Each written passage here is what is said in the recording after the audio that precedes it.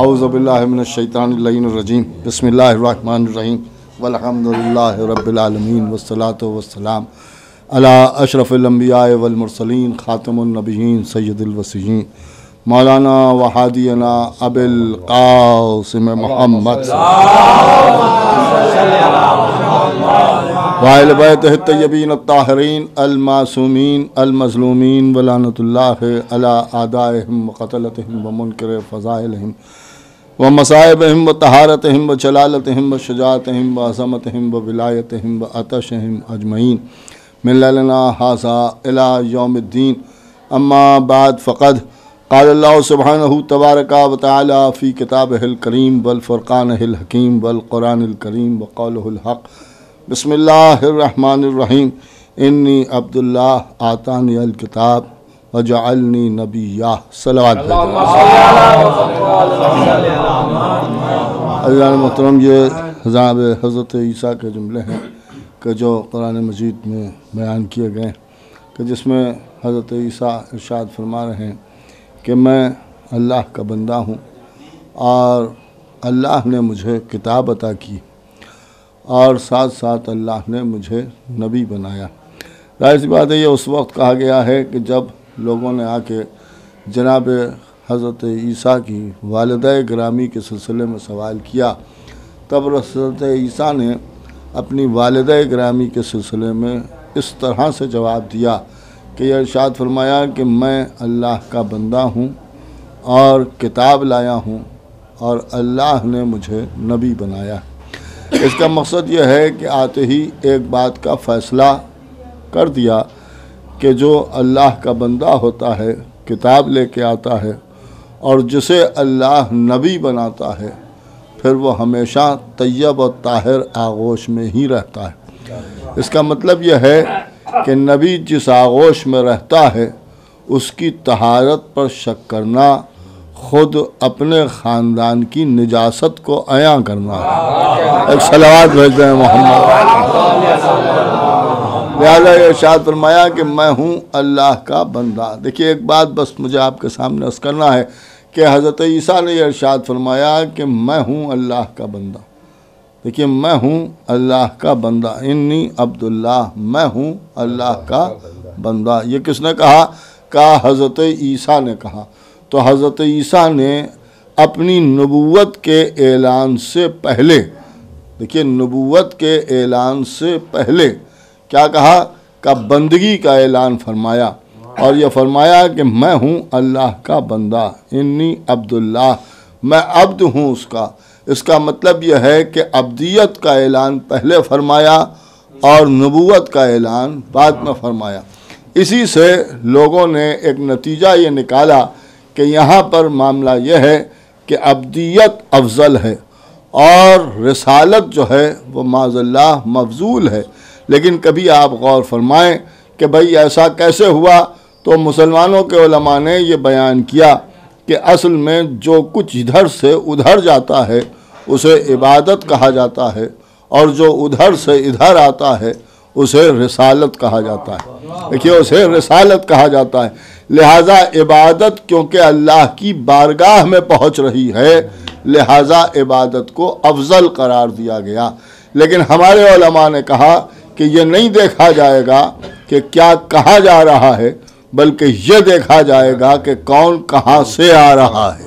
ایک صلوات بھیجیں محمد والے، ایک باواز بلند صلوات بھیجیں محمد والے۔ دیکھیے غور طلب ہے، ہمارے علماء نے کہا کہ یہ نہیں دیکھا جائے گا بلکہ یہ دیکھا جائے گا کہ کیا کہاں سے آ رہا ہے۔ رسالت اللہ کی بارگاہ سے ہم تک آ رہی ہے لہٰذا رسالت کو افضل قرار دیا گیا۔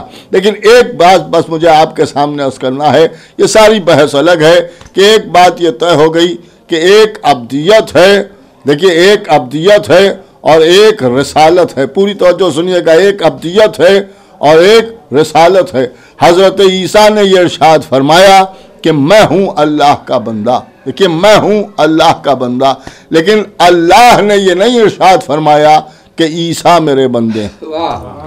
دیکھیے اللہ نے یہ نہیں کہا کہ عیسیٰ میرے بندے ہیں، یہ حضرت عیسیٰ کا دعویٰ ہے کہ میں ہوں اس کا بندہ، لیکن اس نے یہ نہیں کہا کہ ہاں عیسیٰ میرے بندے ہیں، انکار بھی نہیں کیا ہے، اقرار بھی نہیں کیا ہے۔ دیکھیے انکار بھی نہیں ہے، اقرار بھی نہیں ہے، لیکن ایک بات طے ہے کہ حضرت عیسیٰ کی بندگی اس منزل پر ہے، دیکھیے اس منزل پر ہے کہ عیسیٰ جیسا نبی اس بات کا اعلان فرما رہا ہے کہ وہ ہے اس کا بندہ، دیکھیے وہ ہے اس کا بندہ۔ اب بندگی جب اس سے آگے بڑھ جاتی ہے تو پھر اللہ آواز دیتا ہے، دیکھیے اللہ آواز دیتا ہے، پوری توجہ سنیے گا کیا کہہ رہا ہے کہ پاک ہے وہ پروردگار جو لے گیا اپنے بندے کو، سبحان الذی اسری بعبدہ، پاک ہے وہ پروردگار جو لے گیا اپنے بندے کو۔ اس کا مطلب یہ ہے کہ کوئی ایسا بندہ بھی ہے کہ جسے اللہ نے اپنا بندہ کہا، جسے اللہ نے اپنا بندہ کہا۔ تو عیسیٰ خود کہتے ہیں کہ میں ہوں اس کا بندہ، اور اللہ ختمی مرتبت کے لیے فرماتا ہے کہ یہ ہے میرا بندہ، دیکھیے یہ ہے میرا بندہ۔ دونوں کی بندگی میں یہ فرق ہے۔ اب حضرت عیسیٰ بھی بندے ہیں اور ختمی مرتبت بھی بندے ہیں، لیکن حضرت عیسیٰ کا معاملہ یہ ہے کہ میں ہوں اس کا بندہ، اور ختمی مرتبت کا معاملہ یہ ہے کہ اللہ کہہ رہا ہے کہ یہ ہے میرے بندے، دیکھیے یہ ہے میرے بندے۔ اب ایک بات میں آپ کے سامنے اور عرض کر دوں کہ یہاں پر علماء نے، مسلمانوں کے علماء نے یہ کہا کہ جو کچھ یہاں سے وہاں جائے گا وہ ابدیت ہے، اور جو وہاں سے یہاں آئے اسے رسالت کہتے ہیں۔ اللہ نے اپنے حبیب کو رسول بھی کہا ہے، اللہ نے اپنے حبیب کو عبد بھی کہا ہے، دیکھیے عبد بھی کہا ہے، لیکن غور فرمائیں کہ جب وہاں سے بھیجا ہے تو رسول کہا ہے، هو الذی بعث فی الامیین الرسولا، ہم نے عرب کے سے جاہلوں میں ایک کو رسول بنا کے بھیجا۔ اس کا مطلب یہ ہے کہ جب وہاں سے یہاں آئے تو رسول کہلائے، پوری توجہ سنیے گا، اور جب معراج میں یہاں سے وہاں گئے تو عبد کہلائے۔ بھئی یہی تو لوگوں نے کہا کہ جو یہاں سے وہاں جائے وہ عبدیت ہے، جو وہاں سے یہاں آئے اسے رسالت کہتے ہیں۔ ایک صلوات بھیجے محمد والے۔ بس دیکھیے ایک بس نقطہ مجھے آپ حضرات کے سامنے عرض کرنا ہے، بس یہ کہ سمجھ لیے کہ جتنی بھی تقریر ہوگی وہ کل ہی کے انداز میں ہوگی، بس زیادہ زحمت آپ حضرات کو نہیں دی جائے گی۔ ایک صلوات بھیجے محمد والے محمد۔ بس ایک بات بس مجھے آپ کے سامنے عرض کرنا ہے، بس کہ آپ غور فرمائیں کہ یہ ہے ابدیت۔ حضرت عیسیٰ بھی عبد ہیں اور ختمی مرتبت بھی عبد ہیں۔ ختمی مرتبت کو عبد بھی کہا اور ختمی مرتبت کو رسول بھی کہا۔ دیکھیے رسول بھی ہیں اور عبد بھی ہیں۔ رسول کب کہلائے؟ کہ جب وہاں سے یہاں آئے۔ عبد کب کہلائے؟ کہ جب معراج میں تشریف لے گئے۔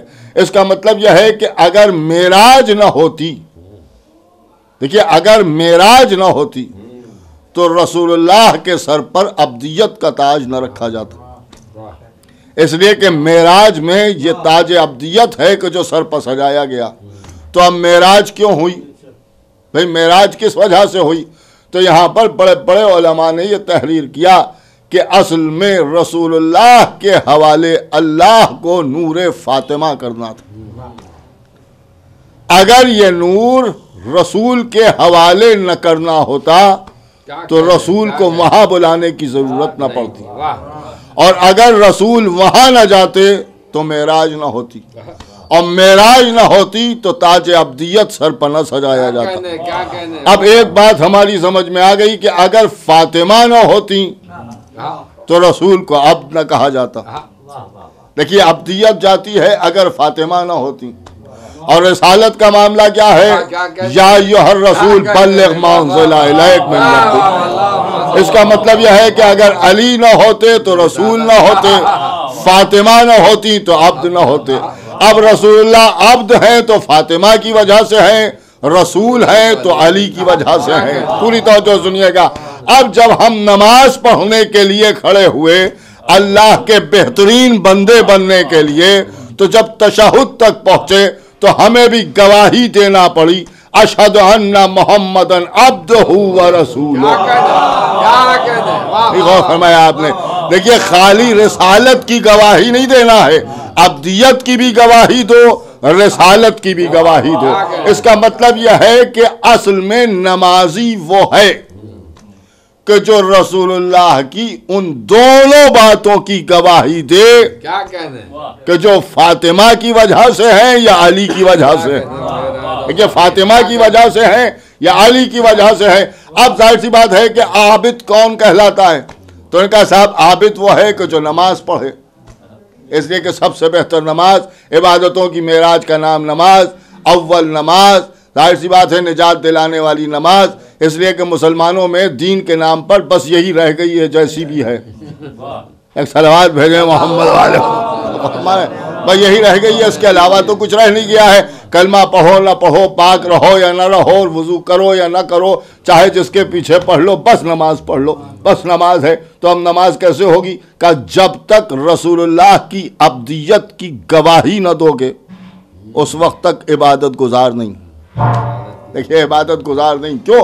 کہ اس لیے کہ سب سے بہتر عبد کا نام ہے ختمی مرتبت، اور جو رسول کی عبدیت کی گواہی دے وہ ہے عابد.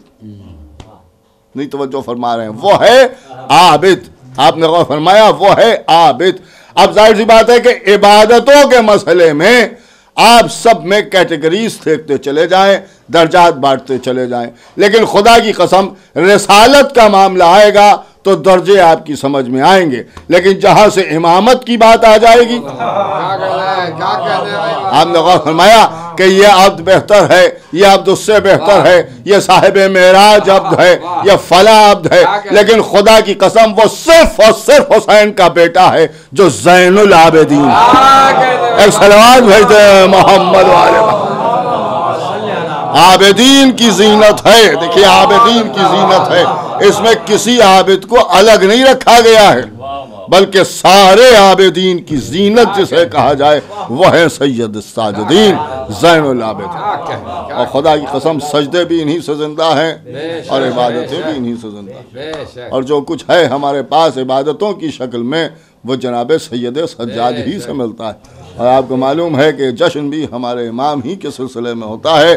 لہذا یہ کہ ہم سب کو چاہیے ہے کہ مبارکباد پیش کریں جناب ختمی مرتبت کی خدمت میں اور آقا حسین کی خدمت میں اور امام آخر کی خدمت میں. اور مبارکباد پیش کرنے کا ایک سہل سا اور آسان سا طریقہ یہی ہے کہ سب مل کے بآواز بلند صلوات بھیج دیں. آئیے دعا کریں کہ خداوند عالم اس جشن کے صدقے میں حاضرین محفل اور بانیان محفل کے دلی مقاصد کو خداوند عالم جلد از جلد پورا کرے. جو بیمار ہیں ان کو شفائے کاملہ جناب سید سجاد کے صدقے میں عطا ہو، جو مقروض ہیں ان کے قرضے ادا ہو جائیں، اور جن کی جو حاجتیں ہیں خداوند عالم جلد از جلد انہیں قبول فرمائے اور پوری کرے، اور ہمارے امام زمانہ کا ظہور جلد از جلد ہو جائے. ایک بآواز بلند نعرہ صلوات.